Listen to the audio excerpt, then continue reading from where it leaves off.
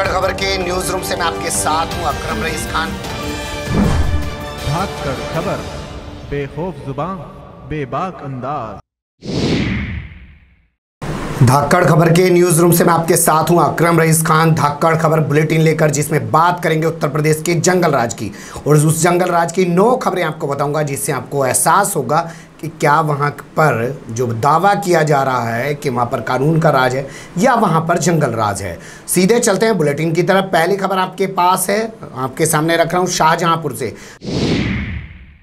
शाहजहांपुर में एक दरोगा की हत्या कर दी गई है। नाले में उसकी लाश को फेंक दिया गया है। नाले से लाश बरामद कर ली है। पुलिस ने हत्या का केस दर्ज कर लिया है। मामले की जांच की जा रही है। पता नहीं चल पाया है किसने दरोगा की हत्या की है। क्या इसको जंगल राज कहेंगे कि नहीं कहेंगे, कि जहां पुलिस भी महफूज नहीं है, जो दूसरों की हिफाजत करती है वो पुलिस भी महफूज नहीं है उत्तर प्रदेश में, और वो भी लखनऊ के करीब शाहजहांपुर जिले के अंदर। ये पूरी वारदात हमारे सामने आ रही है। दरोगा का नाम बताया जा रहा है भोंटे खां उर्फ मेहरबान, मुजफ्फरनगर के रहने वाले थे और शाहजहांपुर के जो पुलिस कंट्रोल रूम है उसमें तैनात थे। कल इनकी लाश नाले के अंदर से बरामद हुई है। इनके परिवार का क्या आरोप है, वो बहुत गंभीर आरोप है, वो भी सुन लीजिए। 7 अप्रैल इसी साल यानी कि 2 महीने पहले इनकी बेटी, जो 23 साल की बेटी थी सना, उसकी उस वक्त हत्या कर दी गई थी गोली मार कर, जब वो ट्यूशन पढ़कर कोचिंग सेंटर से घर की ओर लौट रही थी, अपनी बहन के साथ थी। उसके कत्ल के आरोप में जो 2 लोग थे, एक लड़के का नाम अरशद और एक और था, उन दोनों को जेल भेज दिया गया। दोनों जेल में बंद हैं। परिवार का आरोप ये है कि हो सकता है उन्हीं लोगों ने वारदात को अंजाम दिया हो। घटना बढ़ी थी तो एसपी वगैरह सब मौके पर पहुंचे। रिपोर्ट दर्ज करके हमेशा की तरह पुलिस ने जांच की बात शुरू कर दी है। लेकिन ये कोई पहला मामला थोड़ी है। यहाँ तो सीओ जियाउल हक का कत्ल कर दिया गया था अखिलेश यादव की सरकार के दौरान। नोएडा के अंदर एक दरोगा का अकेला छोड़ के सिपाही भाग गए थे, बदमाश ने गोली मारकर कत्ल कर दिया था। तो ये पुलिस तो अपनी हिफाजत नहीं कर सकती है, ये दूसरों की हिफाजत क्या करेगी। आपने देखा था वहाँ क्या हुआ था मथुरा में, मथुरा के अंदर कैसे कत्ल कर दिया गया था पुलिस वाले को, एसपी को। तो ये अपनी भी हिफाजत नहीं कर सकती क्योंकि जंगल राज के साए में जी रही है। चलते हैं दूसरी खबर की तरफ जो हमारे पास आ रही है बरेली से। मोदी सरकार के एक मंत्री हैं, नाम आपने सुना होगा, बरेली से सांसद हैं, संतोष गंगवार उनका नाम है। उनका जो गांव है ट्यूलिया, वहां पर एक बहुत सनसनीखेज वारदात को अंजाम दिया गया। 10 साल के बच्चे का पहले किडनैप किया गया, फिर उसकी गला काटकर हत्या कर दी गई। खेत के एक तिकोने पर, जहां 3 कोने मिलते हैं खेत के, वहां पर उसकी लाश पड़ी हुई मिली। परिजन उसको काफ़ी देर से ढूंढ रहे थे। ढूंढते ढूंढते कुछ लोगों को पता चला कि ऐसे एक बच्चे की लाश पड़ी मिली है। पहुँच देखा गया तो वहाँ उस बच्चे की लाश पड़ी हुई है। उस मासूम का कत्ल क्यों किया गया है, बता रहे हैं कि उसकी बलि दे दी गई है। कोई टोना टोटका करके उसकी बलि दे दी गई है।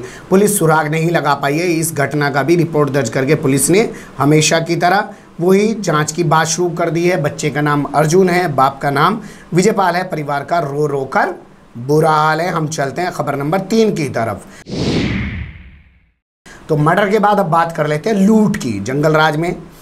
तो गोंडा की खबर हमारे पास है। गोंडा में अखिलेश यादव सरकार के पूर्व मंत्री और बाहुबली नेता जो हैं, उनका वहां पर विनोद कुमार उर्फ पंडित सिंह का पेट्रोल पंप है। वहां पर बदमाश पहुंचे बाइक सवार, अंधाधुंध फायरिंग कर दी और उनका जो सेल्समैन था उससे हज़ारों रुपए लूटकर फरार हो गए। घटना पूर्व मंत्री के पेट्रोल पंप पे होने के कारण आनंद फारन में आईजी डीआईजी पुलिस भी वहां मौके पर पहुंच गए लेकर, लेकिन रिपोर्ट दर्ज करके मामले की जांच की जा रही है। अभी तक कोई सुराग नहीं लग पाया। तो देखिए 2 जगह मर्डर और 1 जगह लूट, वो भी बाहुबली के पेट्रोल पंप पर। बाहुबली के पेट्रोल पंप पर लूट करना इतना आसान है क्या। हम लोग चलते हैं खबर नंबर 4 की तरफ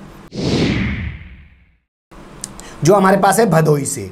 भदोही का ज्ञानपुर रोड रेलवे स्टेशन है, वहां पर वारदात को अंजाम दिया गया। 2 यात्री थे, एक को चाकू मारकर लूट लिया गया, दूसरे को चाकू की नोट पर लूट लिया गया। जो घायल है उसको हॉस्पिटल में भर्ती कराया गया है। 20,000 और मोबाइल लूटकर ये लोग फरार हो गए हैं। घायलों को हॉस्पिटल में भर्ती कराया। तो क्या रेलवे स्टेशन है, क्या सड़क है, क्या गाँव है, क्या सब जगह किस तरीके का जंगल राज सामने आ रहा है। हम लोग चलते हैं खबर नंबर 5 की तरफ जो हमारे पास एटा से आ रही है। अब भाई जंगल राज होगा तो ज़रूरी थोड़ी है कि आप जो सत्ताधारी लोग हैं, जो सत्ताधारी पार्टी के लोग हैं, वो महफूज होंगे, ज़रूरी नहीं है।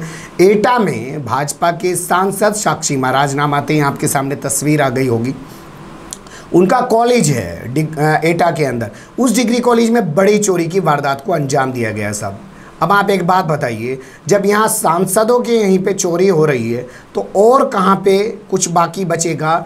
एटा का जो गांव है उदयपुर, उसमें डिग्री कॉलेज है। वीरांगना अवंती बाई के नाम पर यह डिग्री कॉलेज बना हुआ है और इसमें पूरी वारदात को अंजाम दिया गया है। चोरी की बहुत सारा माल यहाँ से वो चुरा के फरार हो गए हैं, बहुत सारे इंस्ट्रूमेंट ले गए हैं चुरा के। तो हुआ क्या है कि पुलिस यहाँ भी मौके पर पहुंची, क्योंकि भाजपा नेता से जुड़ा हुआ मामला था, जांच कर रही है, अभी तक कुछ पता नहीं चलता है। अब चलते हैं गाजियाबाद में, खबर नंबर 6 हमारे साथ से। तो वो तो खबर आपने लॉ एंड ऑर्डर की देख ली, अब आप देख लेते हैं विकास की। विकास विकास विकास 4 साल में पैदा तो हुआ नहीं है, आखिरी साल में तो उम्मीद मत कीजिए। तो यहाँ क्या हुआ, गाजियाबाद में नाले में डूबने से 3 साल के बच्चे की मौत हो गई है। परिवार वालों को पता ही नहीं है कि 3 घंटे से बच्चा नाले में पड़ा हुआ है। जब लाश फूल के ऊपर आ गई तब पता चला कि नहीं तो भटकते फिर रहे थे, थाने पहुँच गए थे, थाना कविनगर रिपोर्ट दर्ज कराने के लिए बच्चा लापता है। अकबरपुर बहरामपुर की जो बुद्ध विहार कॉलोनी है उसमें पूरी घटना हुई है। लोगों का कहना है कि पिछले 4 महीने के दौरान यहाँ इस तरीके से नाले में गिरने से 3 बच्चों की अभी तक मौत हो चुकी है, ये 4था बच्चा है। और बात की जा रही है विकास विकास विकास विकास, या ये बच्चों की जान ले रहा विनाश। आगे चलते हैं, खबर नंबर 7 हमारे पास है लखनऊ से। लखनऊ का एक मामला आपको याद होगा, जब तनवीर सेठ और उनके पति अनस सिद्दीकी पासपोर्ट बनवाने गए तो वहाँ पे जो पासपोर्ट अधिकारी बैठा हुआ था विकास मिश्र, उनने उनके धर्म को लेकर बात की, क्योंकि दोनों ने आपस में शादी कर रखी थी।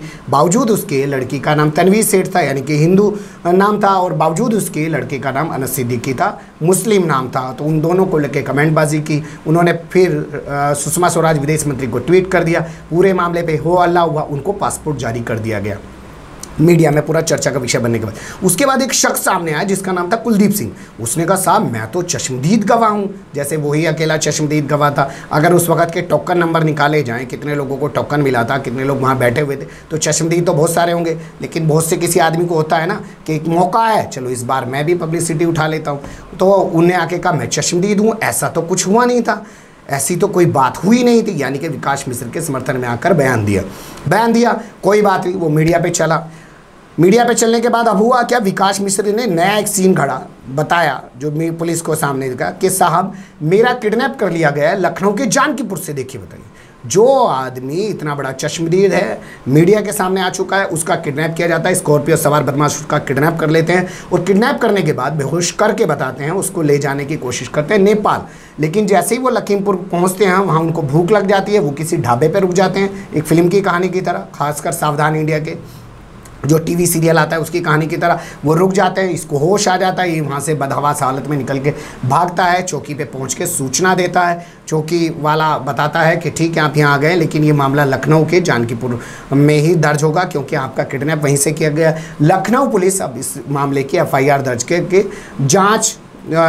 करके जांच में जुटी हुई है। लखनऊ पुलिस का जो बयान है वो भी बड़ा दिलचस्प बयान है। लखनऊ पुलिस ने कहा कि ये गुड़गांव में और लखनऊ में बिटकॉइन के जो अवैध करेंसी है, जो सरकार द्वारा अवैध करेंसी है, पूरी दुनिया में भी उस करेंसी को कोई मान्यता नहीं है, उसमें इसने बहुत सारे लोगों का पैसा लगा के करोड़ रुपए हाल ही में बहुत जल्दी कमाए हैं। और इसके कई बयानों में विरोधाभास नजर आ रहा है। पुलिस मामले की गंभीरता से जांच कर रही है। हम लोग भी लगे रहेंगे इस खबर पर, जो भी आपके सामने होगा लेके आएंगे, क्योंकि ये मामले का चश्मदीद है तनवीर सेठ और अनस सिद्दीकी वाले। चलते हैं खबर नंबर 8 की तरफ, जो हमारे पास आ रही है मथुरा से। मथुरा जिले के गांव में एक महिला से दुष्कर्म का प्रयास किया गया। महिला ने विरोध किया तो जो दरिंदे थे उन्होंने उसके ऊपर तेल डाल दिया, तेल डाल के उसको आग लगा दी। यहाँ तक कि उसका पति अगर आया मौके पर तो उसके साथ भी मारपीट की गई। घायल महिला बहुजन समाज से ताल्लुक़ रखती है, उसको आगरा के हॉस्पिटल में भर्ती कराया गया है। किस तरीके की वारदातें सामने आ रही हैं आप लोग खुद सोच लीजिएगा कि घर में महिला महफूज नहीं है, लेकिन बात की गई थी नारी के सम्मान में भाजपा मैदान में। खबर नंबर 9 लखनऊ से है हमारे पास। ये भी एक RTI कार्यकर्ता श्यामू तिवारी, उसने RTI लगाया और उसने पता लगाया कि जो राशन वितरण प्रणाली है, जो सरकारी सस्ते गले की दुकान है, वहाँ सही से राशन नहीं दिया जा रहा है। ये कौन नहीं जानता है, दुनिया जानती है। मैंने खूब स्टोरियाँ की हैं। जो हमारे यहाँ गाज़ियाबाद से माल चोरी हुआ उसको दिल्ली में जाके पकड़वाया, दुनिया भर का 800 बोरे पकड़वाए, रिकॉर्ड है। आज तक ऐसा इतना रिस्क लेके किसी ने रिपोर्टिंग नहीं की, क्योंकि ये तो माफिया हैं, गुंडे लोग हैं। ये आरटीआई डाल के इसने इसका सबका खुलासा किया और पता लगाया कि किस तरीके से क्या किया जा रहा है। आरटीआई कार्यकर्ता खुद को बता रहा है। इसने जब आरटीआई निकाली उसके बाद इसने तमाम जगह यहाँ वहाँ कमिश्नर, डीएम, सीएम सबको लिखना शुरू किया। जब कोई कार्रवाई नहीं हुई तो ये शख्स पहुँच गया लखनऊ।